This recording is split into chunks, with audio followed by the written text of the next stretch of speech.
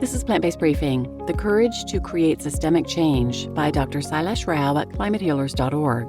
And I'm Marian Erickson. This is the Plant-Based Podcast where I curate and narrate with permission a variety of articles on plant-based and vegan living in about 10 minutes or less every weekday. And I'm thrilled to have permission from Sailesh Rao. He's an amazing person to share any of the content created on the climatehealers.org website. So now let's get to today's Plant-Based Briefing. The Courage to Create Systemic Change by Dr. Sailesh Rao at climatehealers.org. Quote, "To be rid of illusions if it does not break our courage is a liberating experience," unquote. John McMurray. The road to sustainability meanders through changes in culture, mindset, lifestyle, and systems. We know that sustainability is achieved when humans routinely give more to the planet than take from the planet. We also know that by adopting a healthy vegan lifestyle while collaborating to rewild the planet in the ocean and on the land released from the clutches of the animal agriculture industry, humanity can address all the global environmental challenges, including climate change. The question arises whether such a change in lifestyle is even possible, given that animal agricultural exceptionalism is infused throughout our culture, including science, while only a single-digit percentage of people around the world have consciously adopted a vegan lifestyle to date. Consider that there are two kinds of human beings in the world: one, vegans, and two, closeted vegans. We know this because we've never met a single person who would deliberately hurt an innocent animal unnecessarily. Therefore, in our hearts, all of us are vegan. But for most of us, who we are and what we do are not yet in alignment. This misalignment can be viewed as a separation from our true nature, which is the root cause of our inner spiritual crisis and which collectively manifests as an outer environmental crisis. This diagnosis was confirmed by over 40 interfaith leaders, including the late Archbishop Desmond Tutu, who signed the Interfaith Declaration on Climate Change in 2011. The declaration read, in part, "While climate change is a symptom, the fever that our Earth has contracted, the underlying disease, is the disconnection from creation that plagues human societies throughout our Earth. We, the undersigned, pledge to heal this disconnection by promoting and exemplifying compassion for all creation in all our actions." The more modern the human societies, the more disconnected they are from nature, with the peak reached in modern techno-industrial or MTI societies. But that disconnection is a delusion, and it is time to see through that delusion and consciously reconnect with animals and nature. It is time to bring our actions into alignment with our hearts and thus alleviate our self-inflicted collective suffering. When nearly 60% of the audience voted for the proposition "this house would go vegan" at the Oxford Union debate in November 2023, it became clear that our planetary future is vegan. The sooner we joyfully seize this future, instead of fearfully clinging to our violence-drenched past, the easier it will be for us to repair the life support systems of the planet. We must do this because we love this planet. We must do this because we love our children and the children of all species.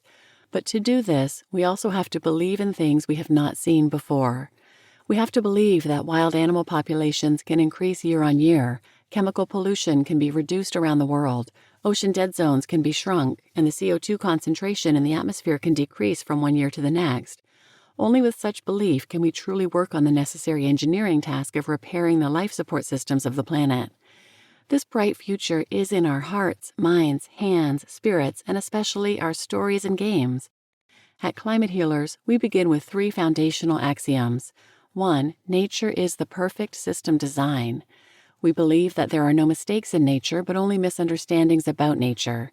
The mainstream thinking is that humans have been exploiting and destroying nature, but in our story, nature has been employing humans to heat up the Earth's climate, to prevent the Earth from going back to another ice age.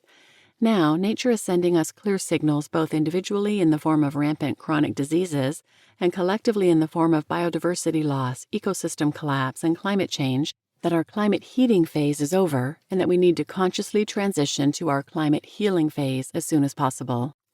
2. Life is incredibly resilient.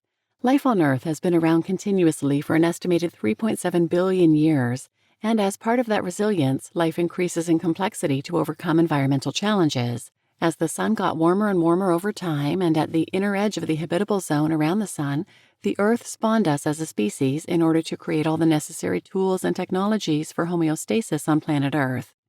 As soon as we admitted that humans are responsible for warming the climate of the planet, we also implicitly shouldered the responsibility for stabilizing the climate of the planet.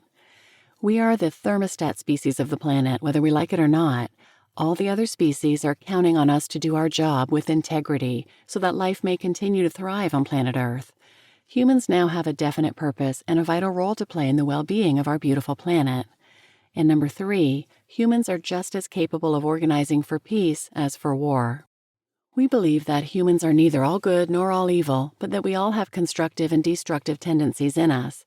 The stories we tell and the games we play to collaborate among millions and billions of us dictate which of these two tendencies we foster systematically. During our climate heating phase, mainly over the past 10,000 years, we have fostered our destructive tendencies using stories that normalized violence while playing finite games that rewarded selfishness and greed. Next, during our climate healing phase, we have to reorganize ourselves to foster our constructive tendencies using stories that normalize nonviolence, while mainly playing infinite games that reward selflessness and generosity. The vegan rewilding solution to our existential crisis is resonant with this phase. The general public seems to have embraced the vegan rewilding solution despite it being ignored in official circles. Not only did a majority of the audience at the Oxford Union, nearly 60%, agree that our future is vegan, a majority of people in Western countries are consciously consuming vegan versions of commonplace animal products, even if they don't identify themselves as vegan. Recently, 60% of the menu items at the 2024 Paris Olympics were vegan. The future is vegan. What is stopping us from seizing this future instead of clinging to our violent past? At the United Nations, or UN, it appears that the main nation impeding this future is the United States of America. The U.S. government has not yet ratified the UN Convention on Biological Diversity, CBD, and it has vetoed the UN from recommending the vegan rewilding solution to our existential crisis, while stubbornly insisting that the American way of life is not negotiable. However, to paraphrase Vice President Kamala Harris, the American people deserve better. The American people deserve a government that tells the truth, a government that does not respond with hostility and anger when confronted with the facts. When the U.S. entered the Second World War and radically altered its economy to combat the threat of global fascism, a relieved Prime Minister Winston Churchill of Great Britain supposedly said, "You can always count on Americans to do the right thing after they've exhausted all other alternatives." Over the past 3 decades, the U.S. government has exhausted all other alternatives to deal with our global existential crisis. It has also exhausted the patience of the rest of the world as over 20 million climate migrants flee the ravages of environmental destruction annually. Now, the U.S. has no choice but to muster the courage to create systemic change. Go vegan and rewild the planet. Let's get on with it. You just listened to The Courage to Create Systemic Change by Dr. Sailesh Rao at climatehealers.org. And I'm your host, Marian Erickson. Please share this episode with anyone who might benefit, and thanks for listening.